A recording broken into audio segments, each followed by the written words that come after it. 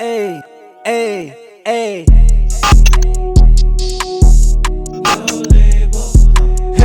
okay. Out to the paper, the grass is always greener. I don't do no labels, I call it how I see it.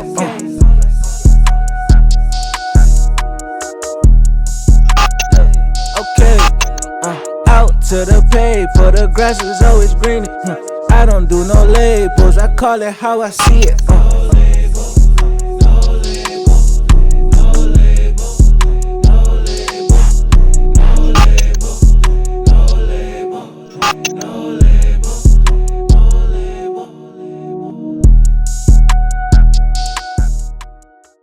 Yo, what's up, everybody? Welcome back to another episode of No Label, the podcast. Here, my boy Nell. Yo. Special shout outs to everybody that's been subscribing on YouTube as normal, liking on Instagram, following, sharing, TikTok, Facebook, everything. We appreciate it. Go ahead and head over to the website, nolabelthepod.com.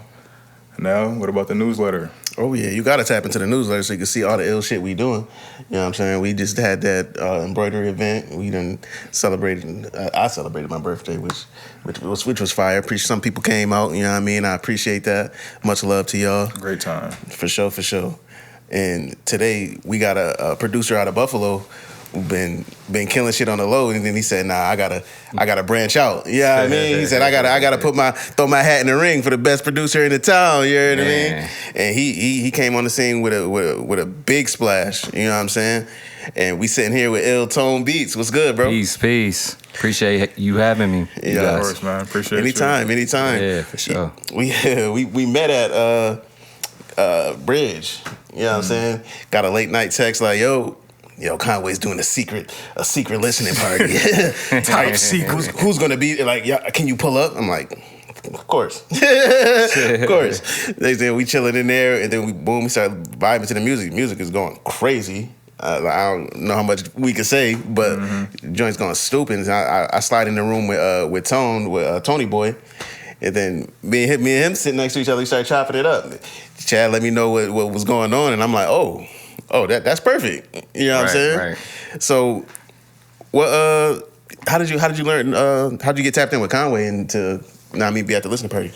Man, so the history of my relationship with Chad kind of started first, cause me and his older brother go back. I don't know if you're familiar. Do you guys remember Kung Fu Classics? Back in the day? His brother Hal had this show where they did like the Kung Fu flicks over like hip hop, like Wu-Tang beats, Mobb Deep beats, that type of thing. And man, me and Chad been cool ever since. So probably like, I want to say like 15 years went by, man. Wow. Like, yeah, like seriously. And me and Chad bumped back into each other at a Conway and Benny show in Columbus. And he's like, yo, Tone, I hope you still making beats, man. And I'm like, yo, I just getting back heated up. So I actually took a hiatus during that time. Okay. You know what I'm saying? Because, yeah, man, I had a son, had to be a dad first. Congrats. You know what I'm saying?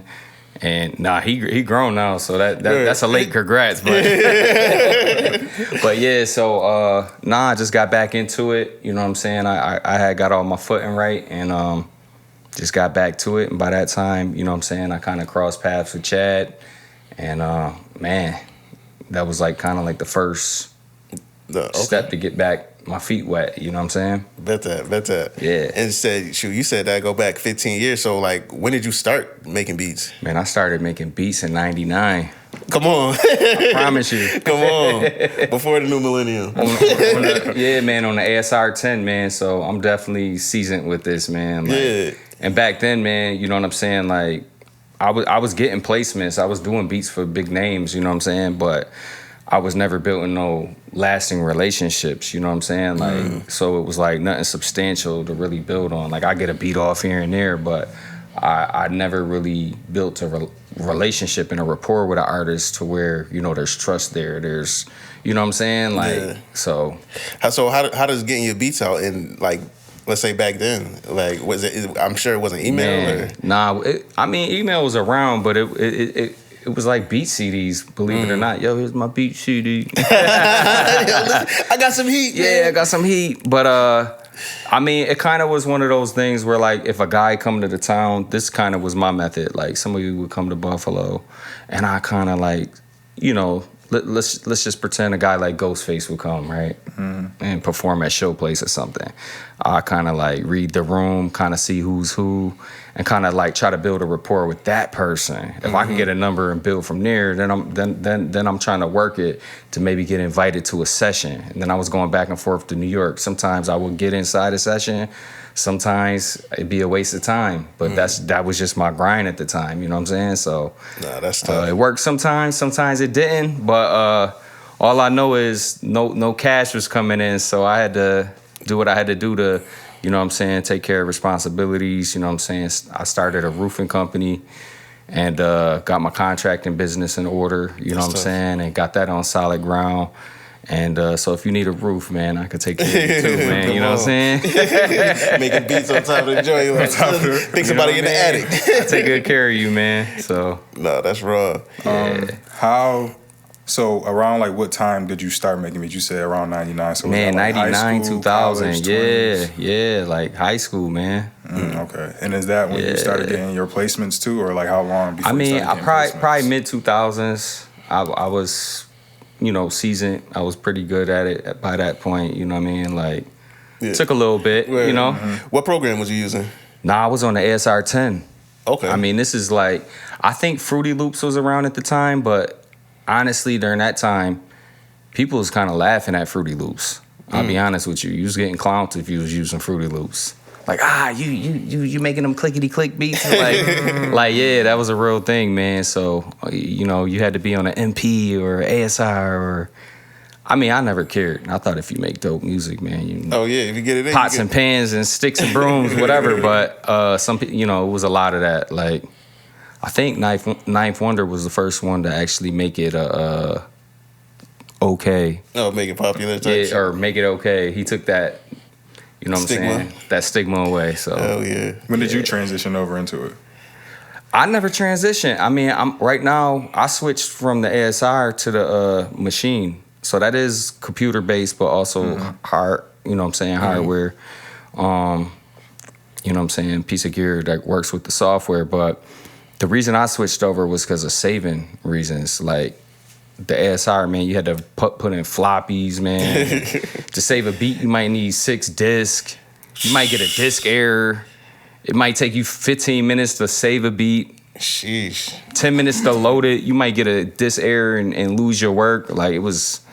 So it was like I couldn't do that no more, bro. Nah, I get that. I tried, man. You know what I'm saying? Because the ASR don't nothing sound like it, man. You know what I'm saying? I think Kanye still to this day, that's his main weapon of choice. Word. Yeah. Nah, that's fire. The ASR 10. What inspired you to get into the beat making? Like that era and like who was popping? Man. Like, it was like I gotta get in on this. Honestly, man, it kind of was just a thing what creators did, man. People that were creative, man. I was just before the everybody raps era. Okay. So there was an era where everybody rapped, you know what I'm saying? For sure. Everybody made beats, everybody did this. So it was still kind of the cool thing. People couldn't believe, you know how to work that? Like, you know how to, And it was like, yeah, you know what I'm saying? Like, Yeah. so, but yeah, man, it was just, you know, man, something to do with your friends, you know what I mean? To have fun, poly, Word. you know?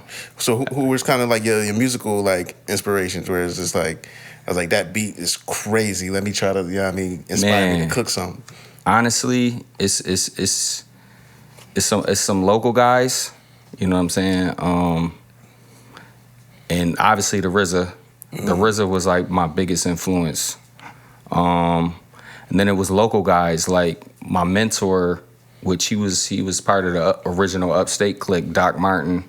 I don't know if y'all that sounds I've heard the familiar. name, yeah. You heard his name? Yeah, I heard you, man. Man, legend, man, in the town, man, is super raw, man. He went on to do so many great things with his music, man. But like, nah, man, he pushed me, man. He pushed me.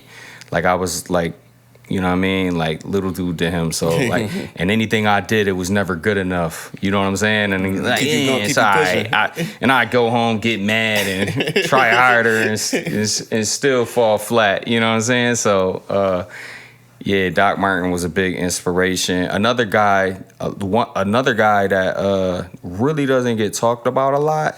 He goes by Danny Switchblade now. He switched his whole style. He does more like rock music now, but a cat from Lackawanna named Lamech.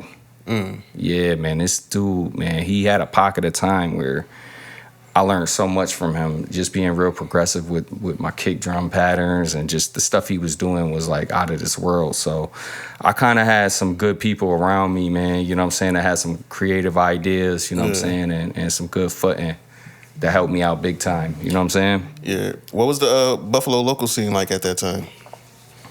Man, it was really, honestly, you had like the upstate clique. You know what I'm saying? I don't want to leave nobody out. I'm about to get in trouble. But I will tell you this. I didn't even know you could, like the first piece of Buffalo hip hop that I ever had dropped in my lap was DJ Shay's Unsigned City. Fire. The first volume. Rest in peace, DJ Shay. Yeah, rest in peace, Shay, man. This is when I was in like 7th grade. And I was like, wait, what? You could be from Buffalo and you could go to a studio and you can make, wait, what? Like, it blew my mind, you know what I mean? But that's as far as I go. I remember another crew named Frozen Waters. I don't know if these guys sound familiar. Yo, they had like 6 songs, blue tape. It was crazy. It was just, man, it just made me think that the possibilities was there. You know what I'm saying? Yeah. So, and I love rap music, so I was just trying to figure out, you know, how I could get my hands muddy with it. You know what I mean? For sure. Yeah. Did you try rapping at all? Man, yes. That's how we all start. Matter of fact, me and my partner Strategy, you know what I mean, we used to both rap, and we honestly, it's crazy, man, because all right, so we're in class, and I think my man was just BSing. You know what I'm saying some little rhymes he probably stole from somebody else, because that's what used to happen. He used to steal other people's rhymes. So he was probably rapping somebody else's stuff. He was like, "You rap?" And you know what I'm saying? I'm like, "Yeah." I'm lying. Hurried up, wrote some junk home. I just wanted to really be his friend. You know what I'm saying? So, you know what I mean? That's kind of how it started out, man. just kicking it, man. Just, you know. Nah, that's tough. Building rapport, but what the transition from rapping to making beats was Doc Martin, the one I talked about earlier. He raised his price from $50 to $75 a beat. Ooh, that was big time. If you were 16, I'm like, man, 25. How we gonna do this? Me and my boy Stress. He's like, yo, Tone. We just gonna make them. You said what? We just gonna make them ourselves. We gonna make them ourselves. So he told me, he was like, yo, Tone, man, you creative, you ill with the drawing. Like, yo, I bet you if you got that machine, man, you would just be nice. And I'm like, nah, bro, I ain't gonna be able to figure that out, man. And he really just kept pushing me. Nah, Tone, I'm telling you, man. So shout out to Strategy, you know what I'm saying? Because, yo, he really put the battery in my back. And he definitely lied to me for about 6 months telling me they was good. You know what I'm saying?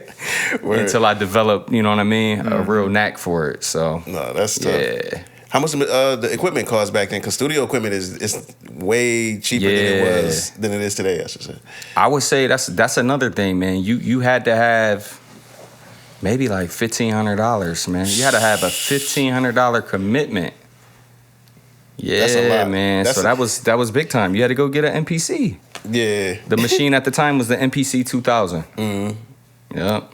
That shit crazy. Because it's like, I think about it. One of my older teachers, he used to make beats, and he had like a drum machine back in like early 90s. He was paying like 3 bands for the drum machine, and it's just like, this is when gas is $1. You know what I'm saying?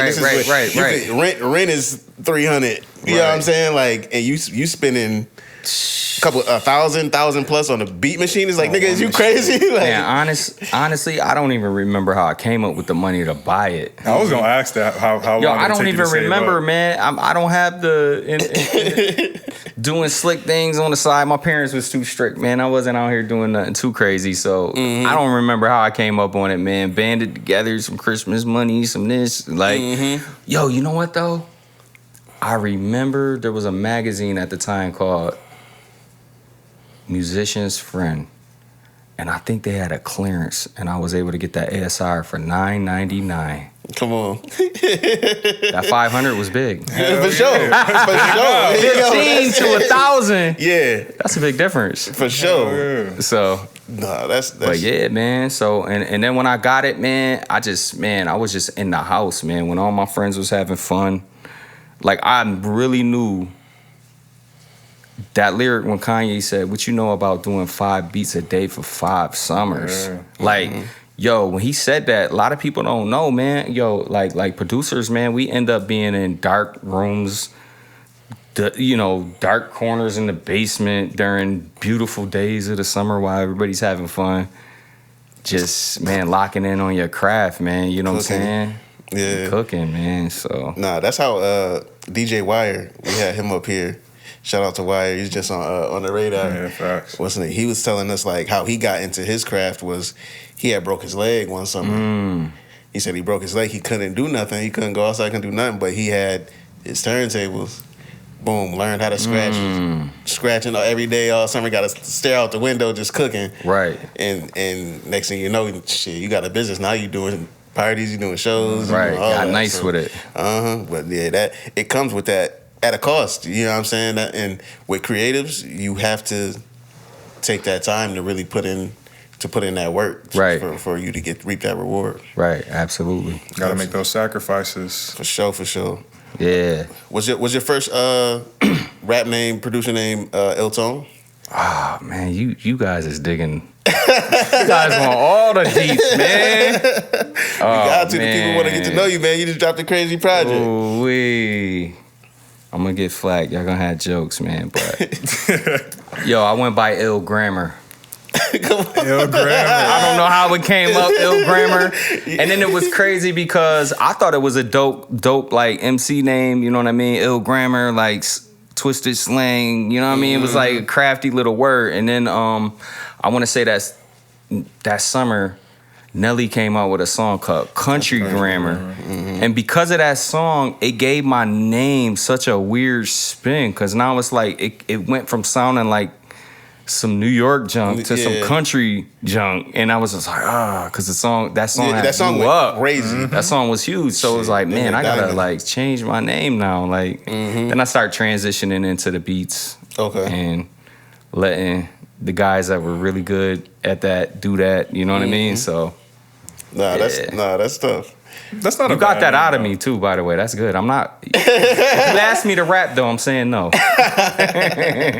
Word.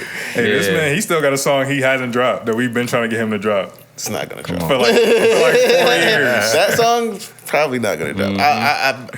I'm telling myself like I'm gonna create some new stuff, Right. and from there, you know what I'm saying, y'all get that. Once I'm confident enough with making something decent, I'll release something. Man, everybody comment below if y'all want to hear that nail track. Man. He got to give it to the people.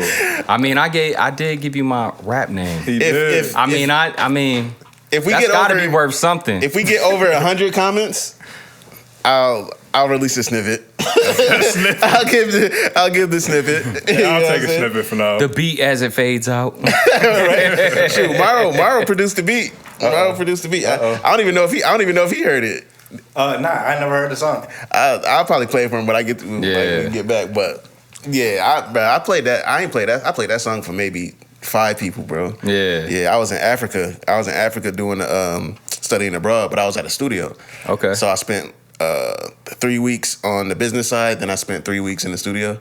Right. So when I was there, I was like, shoot. I'm like, yo, bro, email me a beat. Like, yo, da. And shoot, I had it. Hey, We cooked something up. You know what I Hey. mean? It was a dope experience. It was a dope experience for sure. that's what's up, man. Well, have you had any conversations with labels and stuff during your career, and just trying to trying to get signed and all of that? I think honestly, when I was working with my boy Strategy, I think that was the vision, but we were so like happy with just making good music that our friends liked. You know what I'm saying? And that kind of, I don't know, man. We didn't really have much drive to really be like, hey, we want to take this to the next level. We was just having fun with it, to be honest with you. I mean, I feel like he had the talent to take it all the way there. He still do to this day. Word. You know what I'm saying? Like we were talking the other day, man.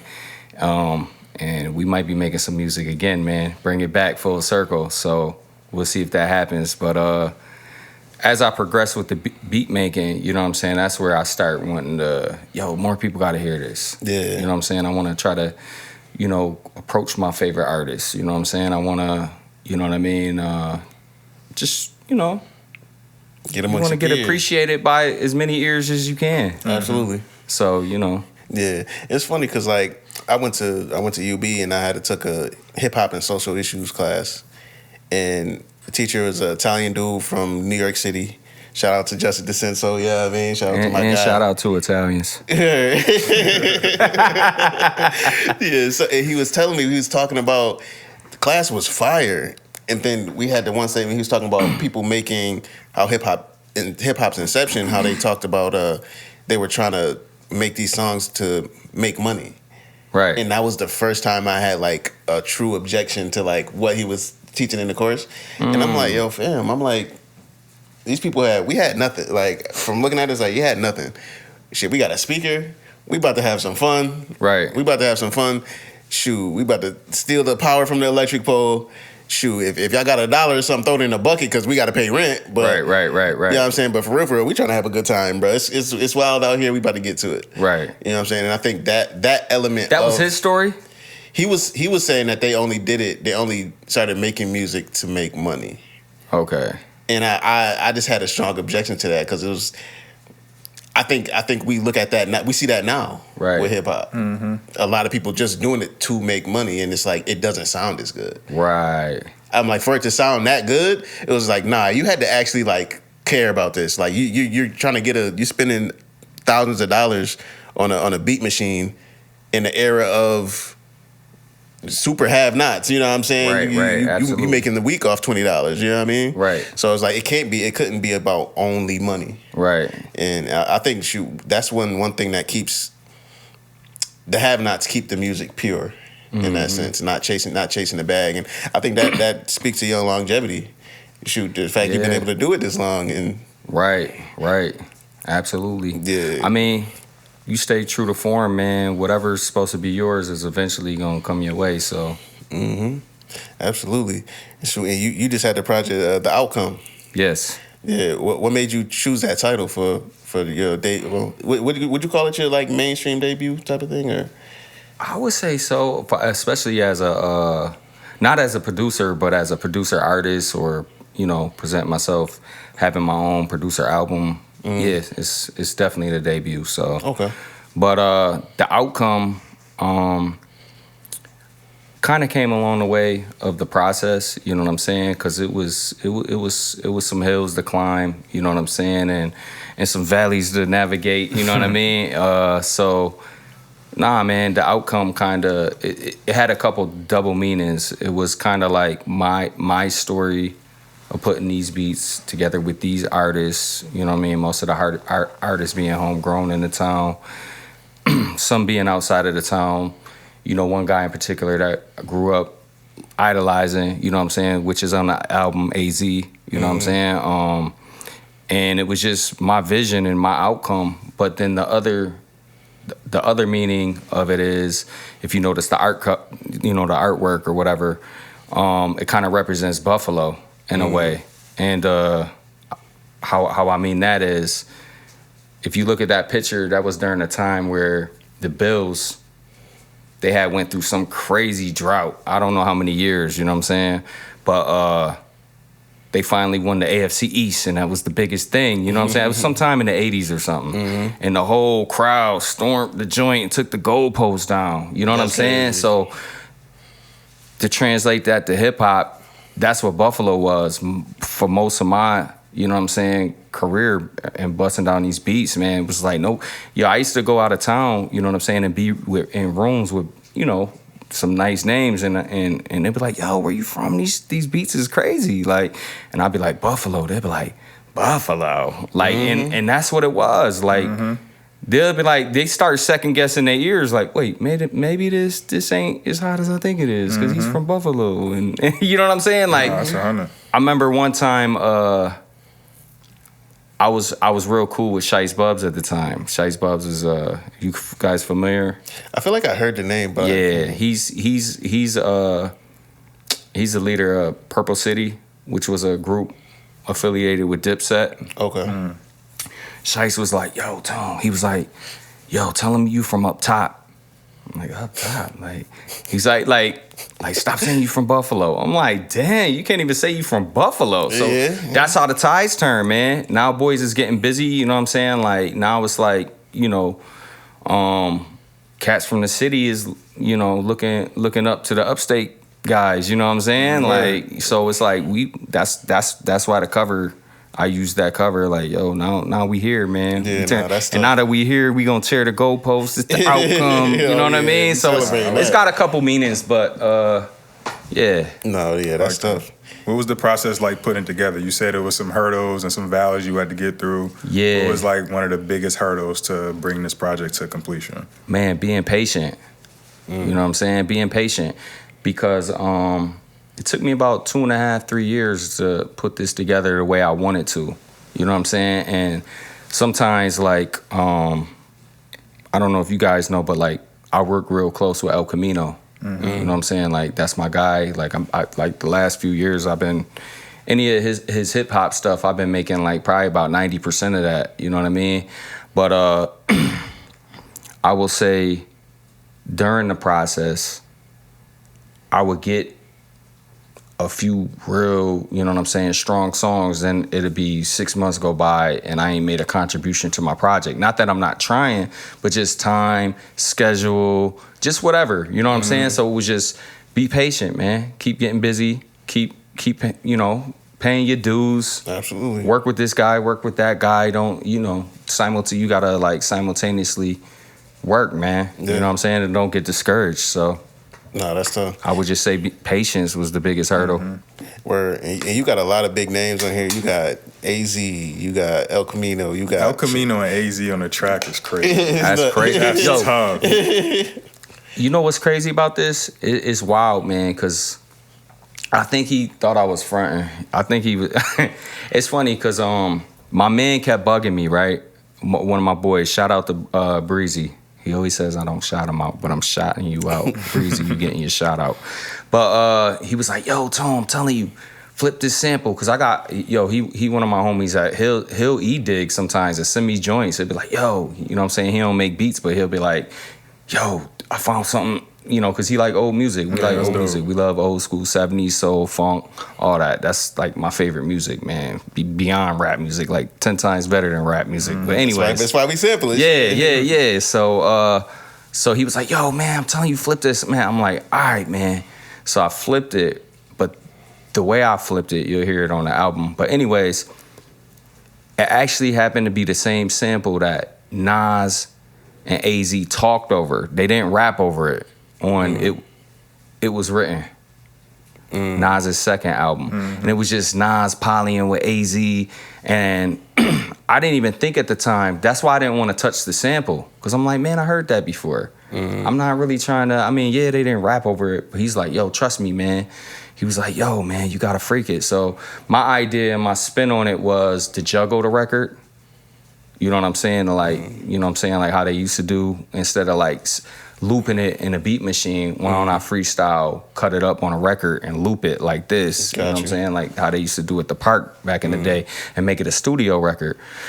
So I did it that way and I liked it. I thought it was tough. So, man, I played it for Camino. Camino was like, yo, that's it. And he just was like, yo, hold on, man. I just, you know, once you see a rapper head bobbing, you know what I'm saying? You just let them do them. Just get out the way, man. You know what I'm saying? So I seen him doing that, man. He laid down a classic verse and it dawned on me. I didn't even think about, I'm like, yo, I said, I'm going to get AZ on this record. He looked at me and kind of smiled like, yeah, whatever. I said, bro, I'm going to get AZ on this record. Trust me. You know what I'm saying? So, you know, I dug through the people that I had to get to him, and I finally got a good line on him and was able to make it happen. You know what I'm saying? And it's kind of dope that kind of make, you know, a full circle moment. Absolutely. You know what I'm saying? Nah, that's raw. How long did it take you to get in contact with him? Because you said you had to go through a couple people. Like, how did you do the research to try and find the right context? Yo, it's wild, man. Because that's a lesson in itself for a lot of people. Yeah, so, man, asking around, it's crazy, man. If you got a few, lines, you'd be surprised. It's almost like 7 degrees of separation. You know what I'm saying? So, if you got a couple contacts, 2-3 contacts, you know what I'm saying? Like, do you know, you ask around, and sometimes somebody might hit you with I don't know them, but I know them that know them that know them. Like, sometimes that, but this one I kind of got lucky, I'll be honest. This one I kind of like, one of my guys kind of had a line on him through Clockwork and was able to make it happen for me. You know what I'm saying? And the fire thing is, AZ just don't rap over anything. For sure. He's not doing it. Like, he was like, yo, so I got to the guy that made it happen. Dan Green made it happen for me. That's right, Dan Green at Clockwork. He was like, yo, man, send the joint. I can't promise nothing. AZ's real picky. So I just sent it. You know what I'm saying? Word. Like, whatever. If it happened, it happened. If it don't, it don't. Just a word. Nah, he hit me back, was like, yo, he's willing to do it. You know what I'm saying? So we figured it out. That's tough. Yeah, man. Yeah, man. That's some legend. You got legends on this joint for sure. Yeah, and it's crazy to me because that's like a childhood rap hero. You know what I'm saying? Yeah. For me, you know what I'm saying? For me, it was Wu-Tang, Mobb Deep, Nas, and AZ. Like, Come so on. Yeah. to get to work with one of your idols, you know what I mean? That was cool for me. Nah, that's tough. That's super tough. What about the Ghostface feature? How'd that come about? Oh, same type of thing, man. You know what I'm saying? Tapping into your resources. And I really wanted a verse from him, you know what I'm saying? But he's just like, man, I'm kind of not in that space right now. But, yo, what you working on? You know, I'll put something together for you. So I was like, all right, man. So he looked out. I was like, yo, I'll send you the beat. He's like, nah, man. He's like, man, I'm just gonna do it. You produce around it. You know what I'm saying? So he sent it. He was like, yo, he was like, where you going? And he was like, where you gonna have me on the album? And I didn't even think about it. So I was just like, before a Conway song, I just threw it out there. So that's why he's like, shot, yeah, ill tone, you know what I'm saying? And Conway, we about to put our hands around your necks and you know what I'm saying? But that's kind of where that came from. And then that forced me when it was time to do the sequencing. I'm like, nah, I have to put this here. Not that it was a bad thing because I figured it out, but yeah, man, it just kind of came together like that, man. Nah, that's tough. Yeah. Nah, and it's dope. It's dope to see like producers being able to just like really put that together because we don't see it enough. Yeah. You know what I'm saying? You see Alchemist do it. Right. And he's been going crazy. And right. then you see, like, I don't know too many other real hip-hop producers in that lane. Yeah. You know what I'm saying? Did you see that kind of like as an opportunity where it's like, oh, I could fill this void? Yeah, because finally I had sustaining relationship. I don't think I could pull this off if I didn't have... I feel like I could have forever got beats off, got placements, but then it was like the end of credits producer was cool, but I had did that so much that it was like, man, for me to really grow...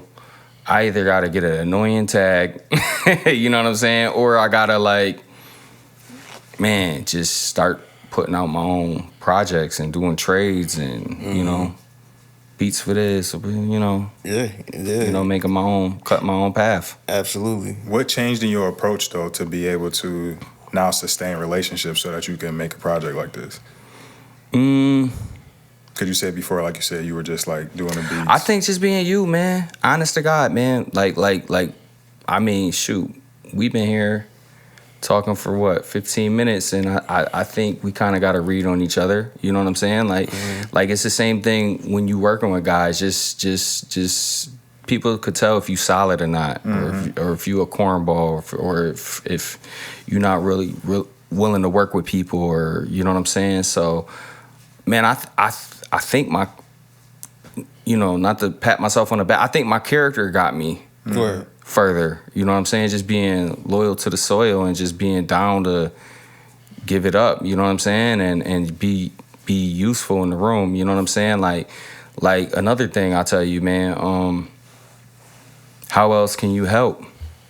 You know what I'm saying? Like you might have your objective to get your beats off, but like, okay, cool. What else can you know what I mean? Like, yeah.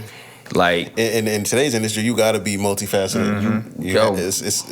There's no way you can't. You got to make yourself useful. Right. If shoot, they got a DJ. Shoot, can you stage manage? Can you know how to do lights? You know how to pick up a camera? Right. You know what I'm saying? And you can't be too cool, man. You got to be. You know what I'm saying? You got to be willing to work. And I mean, yeah. That should go a long way. For sure. Absolutely. Shoot. So if people wanted to cop that project, is it best to stream it or get it from you direct? So, yeah, the vinyls just sold out. So shout out to everybody that copped them. You know what I'm saying? I appreciate y'all. They sold quick too. Congrats, man. Dope. Thank you. Yeah, all 500 went real quick. We're actually we are gonna be releasing it on CD. Which is crazy. It's new to me there's a market for that. I didn't know it was either. Like, yo, it's a market for cassettes. There's definitely, I know there's a market. I couldn't even believe it. Like, so now it's like, I can picture cassettes more than CDs for some reason though, because it's more of like a collector's item. Man, hey. If they want it, we got the music. Put on it. So you know what I'm saying. And I think it's dope, man.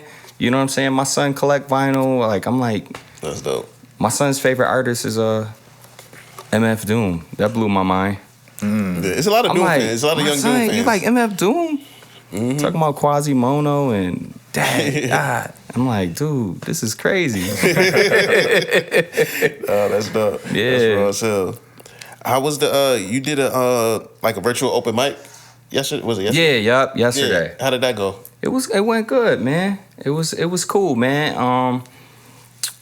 Yeah, it was cool, man. We played the album, did a Q&A, you know what I'm saying, and it went real good, man. No, that's fire. So I'm just trying to tap into as many resources and people that are doing things like this, and that's why, you know, because I've been in promo mode. Like I ain't been able to make a beat in the last 2 weeks. That's how busy I've been. Just with, like I was telling y'all before we went on air, like I didn't know how much this would.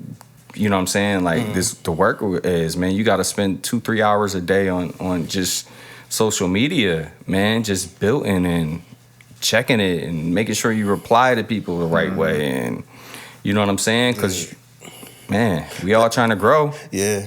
That online business, it's funny because it's like, the older generation be like, oh, y'all got so much resources, y'all could do anything, But it's just like, yo, we have to build the personal relationships, and there's like a whole nother body, like a digital aspect that we have to put in too. It's almost like you almost doing twice as much of the work. You know what I'm saying? Yeah, man. That's it. So, and you got to make sure that you're not being somebody you're not, and they actually align. Because people are gonna meet you in person and realize, oh, you're not who you actually are online. Yeah. Man, shit, I gotta get better at that. I don't be posting at all.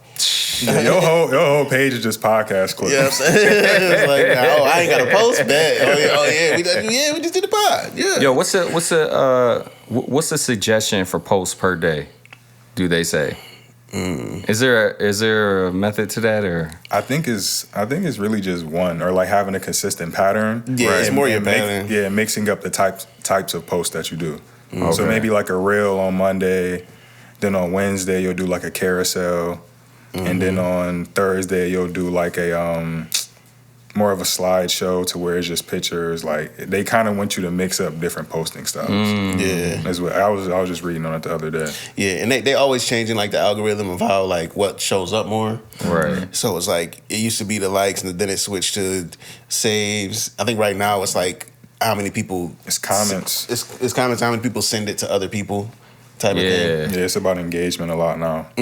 I did hear this though. Like if you do a fresh post and the first few people that comment, if you start interacting with them, I guess they'll kind of reward your post with, sending it to more people. I don't know, man. I don't know if this. Yeah, it's so crazy. It's like crazy. it's a hidden rule book behind like every update. And it's just like, yo, fam, like just make it transparent. Yeah, that shit. They don't want nobody mastering it. That's what it is. Keep everybody on your toes. Mm-hmm. So how often were you online on like social media prior to dropping the project? Man, honestly, it really was whenever I felt it was more natural than it was like promoting and being in campaign mode. You know what I'm saying? Like it was more like, man, it could be 5 times a week, it'd be once a month. Like kind of, I was more on my story, throw something up. You know what I mean? That wasn't permanent, but now that I'm in campaign mode, I'm trying to, you know what I mean, snap in the form and try to post once a day. Absolutely. Yeah. Absolutely. Yeah. Keep that. It's really consistency. Keep stay in the algorithm. If you start rolling, stay in there. Try to refrain from posting anything controversial. Shadow banning is real. have a little separate Instagram page. You want to post some more like some real political shit or however. Right. Man, I try to stay out of all that anyways. Yeah, man, that shit's so crazy. Yeah. But I wanted to let Mauro ask, you got any like producer type questions? Honestly, I don't. Okay, yeah. His beats is Come on, man. The producer ain't got a producer question. He's like, I'm nice, man. You should be asking me questions. Not at all, man. I'm soaking in everything you're saying. So, it's not much more than that you didn't already answer. Right. I could get into like mixing techniques and all that stuff, but I'm more interested in like, the story of how you actually went and spoke to people and actually networked and got in these rooms. Right. How you acted in these rooms. Like you you let your character kind of show, be your not shield, but like, be the first thing people see. And, that way nobody's surprised by nothing. So I mean, I ain't really got nothing else. You know what I mean? No, I do got a couple things to add though, since along the subject, just a couple extra nuggets, man, that I learned early on. And man, like I think years ago when on my first run, you know what I'm saying? Like just like I was telling you, I got 2 parts. There were times early on where I was like too thirsty. Yo, I got beats. And I was like, and that's like kind of like a turn off. Like, yo, like, you know what I'm saying? So it's kind of like, man, just knowing when you got to be hungry, when to, you know what I mean, go with your pitch, when to just be cool, yo, don't feel like the time, man. Let me just observe the room. Let me just, you know what I mean, spin the block. You know what I'm saying? I'll be in this room if I'm meant to be here again. You know what I'm saying? Like, I've had big name artists be like, yo, I heard you make beats, man. You ain't never sent me nothing. And I'm like, yo, I'm inside, I'm excited, like, yeah, I got beats. But I'm like, man, you ain't, play it cool, man. You know, act like you're supposed to be there, man. Word. Act like you've been there before. Act like you belong. You know what I mean? Don't be over thirsty too, man. Yeah, stay ready. Yeah, but stay ready. Stay ready. Have some locked in your email ready to send to the engineer. But yeah, for sure. Got them beat packs on deck. So we got a top 5 segment. Okay. So who are your top 5 right now? Your top 5 favorite producers? They gotta be right now. It can't be all time. Cause all time is gonna be my right now. Yeah, we do all time. Yeah, go all time. Yo, so I'm gonna have to say the RZA. You know what I'm saying? I'm gonna have to say RZA. Dang, this fluctuates too, by the way. Then I gotta say Ye. Okay. You know what I'm saying? Kanye is just insane. Man, insane. You know what I'm saying? We talking about producer Kanye, not producer Kanye, not the person Kanye. Yeah, that's why what he does is so disappointing. Because as an artist, he's just. We got to get into his recent Twitter rants. Me and Mara were just talking about it earlier. Man, definitely Primo. Primo is in there. I'm gonna leave somebody out, and I feel like a dummy. Alchemist is in there. For sure. You know what I'm saying? That's 4. That's 4. So it's always like the closeout one. Mm-hmm. That's really tough. Man. RZA, Alchemist, Primo, Ye. Trying to Those are 4 think. right now. All right, so 5's interchangeable, man. That changes every day. But I'm gonna give y'all an eyeball one. How about this? For sure. Cause 5 is kind of like a rotating door. I could throw Havoc in there. I could throw. It's so many people I could throw in there at 5. But I'm gonna throw y'all one that y'all probably be like, you like him? You wouldn't think. But I really love DJ Paul. A 3-6. No, he. He's a legend. That's Hell super. yeah. Yeah. He got DJ Paul. they man. sound alone, like that Memphis sound. Man, I love it, bro. Like, I love Michael 5000 Watts, man. I love the Houston sound. I love the, you know what I'm saying, like New York sound, and I love trying to blend different elements of that together, man. Yeah. That's fire. Yeah. Nell, your 5. Oh man, Ye's on there, and these personal favorites. So Ye, Metro, Static Selector. I knew that one. Pharrell, Neptunes. 5. I'm gonna go out there and I'm gonna throw. Damn, I just had it. Metro. Damn, what's his name? Shit, I throw Timberland in there, right? Tim. Yeah, Ooh. throw Timberland in there. Tim in my 5 rotational door. Tim is crazy. On Saturday, Tim is in the 5th spot. Tim is Timberland crazy. is crazy. Crazy. He reinvented all type. Like he broke the grid, man. Yeah, like When he broke just- the grid, bro, that was so mind blowing. Like he wasn't dropping the snare on the 4, and he just did the slow beat, and then went that. You know what I mean? Like what? When I was learning how, like I was learning how to produce, but I was like finding my foot in just music, and I was trying to produce, and like he was teaching me. It was a shout out to Kage, and he was showing me how to snap it into the grid, and I'm like, I don't like none of this. Like it's like I know I want it here. He's like, nah, bro, you can't do that. Like, and he's trying to show me. I'm like, shit. Then I guess I don't want to do that. Right. Because it's a dude named Dr. B Serious, and he produced, and he be talking about how the hip hop loops, they keep us stuck in that same spot versus like he be going off of, and so like everything is like on the 4. You know what I'm saying? And he make beats of like on the 6, on the 3, like 8, like the tempo be like 6/8 type shit. Like it's A 3-bar loop. You ever heard a 3-bar loop beat? Man. I can't remember none off the top. Keep it thorough.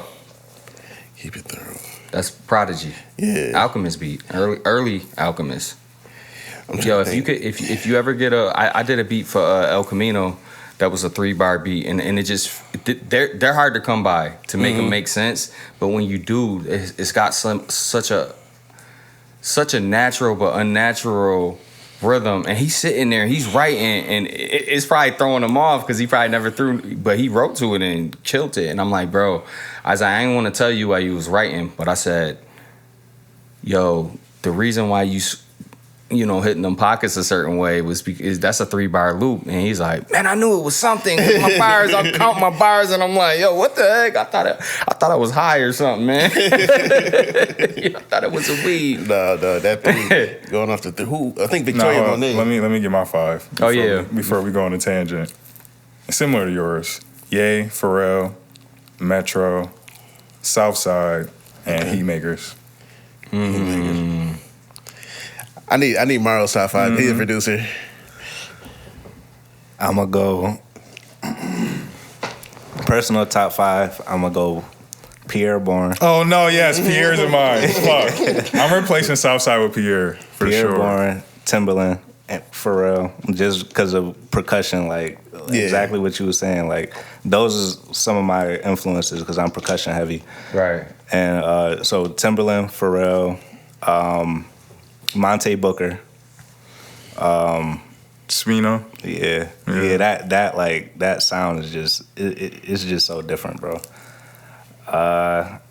Timbaland, Pharrell, Pierre Bourne, Monte Booker. My last one is interchangeable, but for right now, it's been Alchemist, just because his samples is just different. So for sure. Yeah. That Alchemist, Larry June, 2 Chainz. Yes, that right there, bro. Like crazy. And that's some of the best I ever heard 2 Chainz rap, bro. Facts. He was going crazy. I gotta throw in my honorable mention too. I gotta throw in Doom. I gotta throw in MF Doom, and then I gotta throw in Madlib too. Just to throw it in there, just to throw it in there, because that's who I was trying to think. I was trying to think of MF Doom because I was thinking earlier, but hell yeah. But what I was gonna say about Victoria Monet, she had a song on her. I'm gonna say that was Jaguar, but she had a song where she went from a 4, like counting on the 4, to switching to the 3, and then back into the 4. Right. Like throughout the track, and I was like, that was the first time I ever heard that. Right. And the shit was crazy, and I was like, oh shit. You gotta like, send me what song that is. Yeah, I got you. Once I hear it, I'll know. I'll send it to you right. once we finish recording. Yeah. Oh yeah. So now we could go into our third eye segment. Right. So where we talk about conspiracy theories, spirituality, just like unpopular opinions type of stuff. I spent a lot of time in, like, I went to a performing arts school, got into music, and a lot of my favorite artists like had beefs with the industry. For whatever reason, you know what I'm saying? It could be they get blackballed or something happens and where they're not around. So it builds a lot of like speculation on like what happens in the music industry, Well, like and a lot of it kept me out. You know what I'm saying? So I remember when it was probably like, I want to say 2010, 2011, when they thought every rapper was like a Mason. I remember they knew like everybody was in the Illuminati. That's what the rock is. It's a pyramid. If you see, he's holding his hand in 6. Right, you know what I'm saying? Right. I was gonna say, what's like your favorite like hip hop conspiracy? Wow. What's my favorite hip hop conspiracy? Man. Can I go last? I need time to think on this one. You got too deep on me, man. No,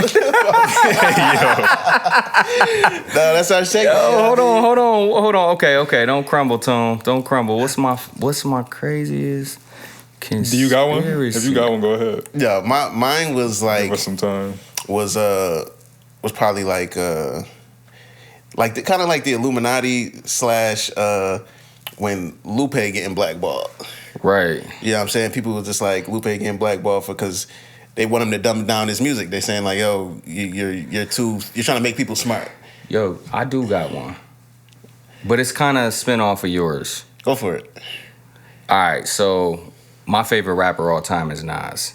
Like, that's my favorite rapper all time. From beginning to end, I seen this, career from album 1 to whatever he's doing now. I love everything he do. Man, the Untitled album. Yeah. It was supposed to be the end album. Yeah, you know what I'm saying? Nigga album. That was one of my favorite joints. Yo, that was his best. To me, that was like, man, it was Illmatic. It was written, and then it was the Untitled album. But the stuff he was rapping about on that album was so crazy. Like if you, I think it's called Sly Fox. Sly Fox, fine, locked in the idiot box. Yo, where he talk about that's my shit. Yeah. Yo, he talks about Viacom and mass media. Yeah, mass media and them being all owned by the. And yo, it was so controversial of an album, the lyrics and the things he was saying. He was putting it together so raw, man. And after that, he had never rapped about stuff like that again. That's a fact. I got my own conspiracy that, like, did he get approached and they was like, nah, you can't rap about that. Like, I don't know, like, I don't know. So, that's real. Yo, he was killing that album. I remember playing that album in my room, like grade, like maybe 7th grade, 8th grade. Right. And I'm like, he was saying names. Like he was, what did he say? I think that was when I first heard like Farrakhan's name. I first heard that, man. Ivan Van Sertima. Like I'm like, wait, who he was talking about William Cooper and Bill, you know what I'm saying? Like all of that on this album. And I'm just like, He on the red carpet with his wife. Got nigger on the sweater. Like, bro, that shit was so hard. And then he chilled out after that. Like he fell back off of that, and it was like, yo, he did the distant relatives joint after that. Yeah, which was fire. Yeah, distant relatives was crazy. That was crazy. Nah, that's real. Yeah, man, that's kind of like this conspiracy I got, but I kind of came up with that on my own because I was like, he stopped rapping like that. You know what I'm saying? Nah, that's for whatever reason. Maybe he was like, yo, that was just a chapter. Move on to the next thing. Yeah, but maybe that was his plan. Could have been his plan. Yeah. Or he could have got approached. You never know. He could have got approached. That's my conspiracy theory. I seen something. I think the CIA admitted to using artists to infiltrate like foreign countries. Like in the 70s, it was like 70s or late 60s, they were sending, like they was trying to use Nina Simone to meet the head of some country. So they would send like her, like I want to say maybe Duke Ellington. They would send him over there to meet these officials, but they would slide in people like their camera. Oh, you're going to go with this cameraman. Right. And then they're going in to infiltrate and trying to like steal secrets, all types of shit, like get info. So like if they wanted to assassinate him, all types of shit. Like that's like a real thing. Like yeah. They do say them figures is handpicked. Never. And they got to play along. And if they don't play along, their careers suffer. That shit is real, bro. It kind of make me think sometimes. So I'll finish this joint and then I'll tap into the one I just thought about. So with the Lupe joint, when he was trying to drop lasers, and they had all that shit. He was talking about 9/11 being fake, all that type shit. And then they wasn't trying to release his album. Like they super blackballed him. And then he had the hacker group Anonymous was like, Atlantic Records, we gonna take control of all your servers. And it was like, unless you allow him to release his album. And then he dropped Tattoo. Yeah. It was a thing, bro. Oh, that shit was crazy. Like, if it wasn't for Anonymous, we wouldn't have Lupe albums, bro. That's crazy. Yeah, I did not know that. Yeah, that was my favorite joint. And then one that just came to mind, Jameson and Ab Soul's album. You heard the song "Soft Spot"? I've been playing it with Sada Baby remix. Yeah, that joint. So back in 2011, Ab Soul and Jameson made a song called Nibiru. And like that's like it goes into Anunnaki, Sumerian mythology, this other planet that come to the atmosphere, but it's like it's a thing. You know what I'm saying? And so they made the song Nibiru, super fire, like following like a lot of stuff, and it was like mad conspiracy theories. Like, yo, this shit is crazy. Him and Jameson and Ab Soul was supposed to make an album called Unit 6. And they had this shit finished, it's about to come out. Boom. I think Punch came out, was like, oh yeah, Unit 6 not happening. We're not doing it. And it was just like, wait, what? Like, y'all independent. Like, how was y'all just not about to do this? Everybody's asking for this. How, like, we not gonna talk about it? Right. So, but then I think Soul rapped about it and it was just like, he's like, sometimes creativity don't mix with business endeavors. Ooh. And I was like, huh?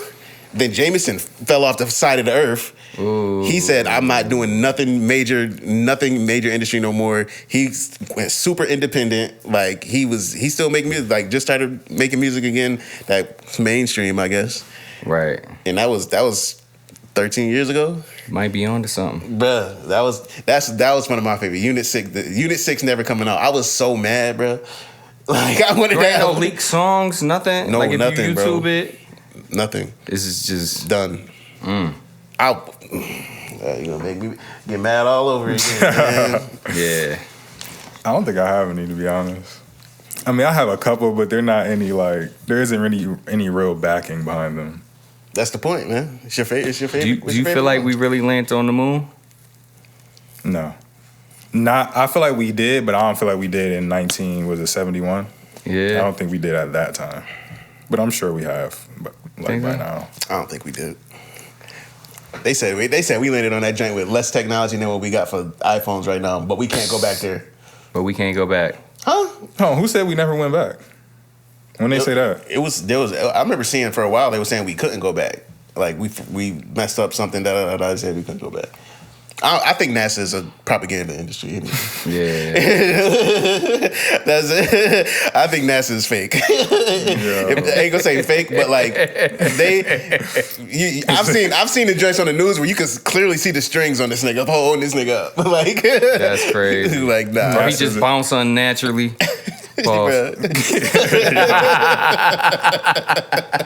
NASA's a shell company. For sure. That's a great hot take, man. Now let me ask you this: do you believe in all conspiracy theories? You're not one of those, oh, right? Absolutely not. Okay, no, we gotta bet that. Because it's people like that, man. Mm-hmm. Anything that's interesting, yeah, that's true. That sounds true. Yeah, those are the people that they just want to go against the grain. It's like, all right, everybody else thinks this. Oh, this new conspiracy theory. I'm gonna go with that. Mm-hmm. Right. Yeah, I definitely vet mines. I get older the resource, the better. You know what I'm saying? Yeah. Do y'all think Tupac is still alive?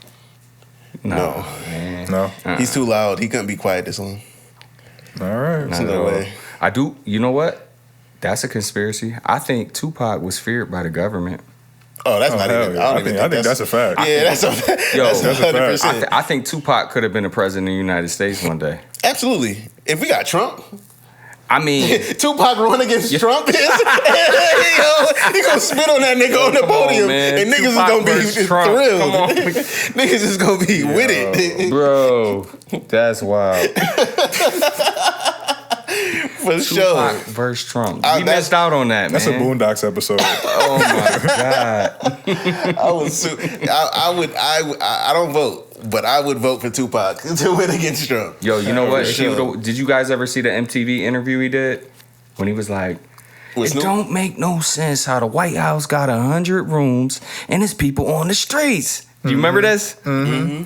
Man, if he would have became the president, he would have had to open them doors up, man, bring them people in off the streets. That shit would have been raw. You know what I mean? Real American shit. You know what I mean? Man, that would have been tough, man. But rest in peace, Tupac. You know Rest what I in mean? peace, Pac, man. Hell yeah. So, just through your journey as a producer, you know what I'm saying? You had the ups and the downs, and you talked about patience. What allowed you to keep going? Like when you say you can't see the light at the end of the tunnel. When Yeah. it comes to the music stuff, what allowed you to keep persistent and get to where you are today? Man, just the love for doing it. It sounds corny, but you know what I'm saying? Like, even in those times where the frustrating times, the music, you know what I'm saying? Like, that never got stale. So that's kind of what kept me at it, man, to be honest with you. No, that's tough. Yeah. Yeah, and it's a lot of people that don't. They miss that. You know what I'm saying? They'll get into the craft so much, and it's like, damn, like they start losing they passion for it or losing their love for it. They get jaded.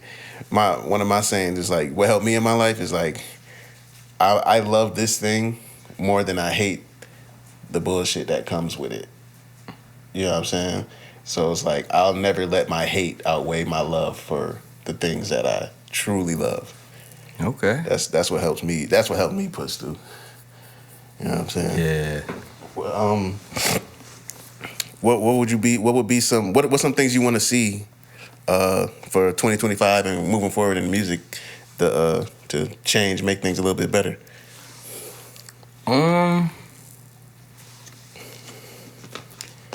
Man, just people working with each other. You know what I'm saying? Like you guys mentioned a cool record that Alchemist and Larry June and 2 Chainz. Like mashups like that, man. That's dope, bro. Like like when we were talking about my favorite producers and it's like, you know, I'm talking about Primo and being influenced by DJ Paul, like, you know what I'm saying? There's just different genres and just different, you know, so many different branches of hip hop and different sounds, but like just guys getting together and doing things like that. I would love to see more of that. You know what I'm saying? Honestly. Word. Yeah, because it's for sure. We definitely need, because a lot of the bigger artists ain't dropping right now. It's like, so it's like, yo, y'all, if you ain't in your deal or something, like, man, collab up, man. Collab up and work with somebody you wouldn't typically work with. Yeah, this was like an unconventional collab. That's what I'm saying. Like, I would have never That's what I expected mean. a 2 Chainz and Larry June project. Right. Got some of the best 2 Chainz we've heard. Bro, and they meshed together so well. And I'll tell you something, that made me a better producer. Because I'll tell you something, man. I when I started, man, I started back when the purists, the backpackers, and the breakbeats and the samples and and they'll be hating on Cash Money and the Hot Boys and yo, I liked some of that. Like, so it was like, man, I like that too. Like why can't I? They'll be like, oh, Tone, you them hi-hats, they're a little fast. You putting them, like I'm making some boom bap, but it's like, you better stay in that loop, hold on, Tone. man. The basses is a little too deep and them hi-hats is a little too tricky. And it was like, I never cared about that. You know what I'm saying? Like, if it was dope, it was dope, man. You know what I'm saying? And I thought it was fly to mix some of those elements and with the boom bap and mix, you know what I mean? Like, man, mash it up. If it's raw, it's raw, man. Like, absolutely. You know what I'm saying? And I think that made me better, that I was able to appreciate all different genres within the genre. You know what I'm saying? So, that's what it is. Definitely. Absolutely. Where can people get your your album? What, like, website? You got I mean, we streaming on all DSPs, you know what I'm saying? Tidal, Spotify, man, all of them. YouTube, like, so the physicals, like I said, the vinyls, we might do another pressing. Talking to the guys about that, possibly, maybe doing a deluxe, possibly. Okay. I do know the CD, we're gonna do a CD and cassette run, which that's already been confirmed. So, outside of physicals, man, it's everywhere. It's everywhere. Should you maybe doing a deluxe? What's the percentage? 50-50, 60-40, 70-30?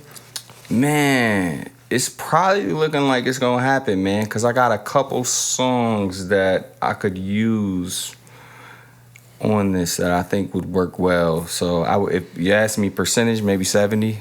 75, 80. Okay. We going with 80. You know what I mean? We're going to go with 80. 82 and a half. Yeah, man. Well, shoot. Is there anything that you wanna just shed some light on before we head out? Nah, man. Just I would just say, you know, to producers, I would like to give some inspiration for producers that are either starting out or been doing it forever, or, you know what I mean, and just give some inspiration, man, just in the sense of like, yo, it's never too late. Do a little bit for your career every day, you know what I'm saying? Like, do one thing positive for your career a day. You'll look back on a year and you'll outworked everybody. You know what I'm saying? Sure. Man, and if you really want it, you could do it, man. And that's not just music, that's anything. You know what I'm saying? You could really do whatever you want to do. Bet that. You know what I'm saying? If you really stay down and figure it out, man, you'll get there. That's fine. That's a fact. Word. That's fine. We appreciate you, bro. Appreciate you for pulling up. Appreciate you guys, man. No doubt. Definitely No doubt. appreciate you Make this guys. shit happen. Word. Label the pod, we out. Peace. Peace.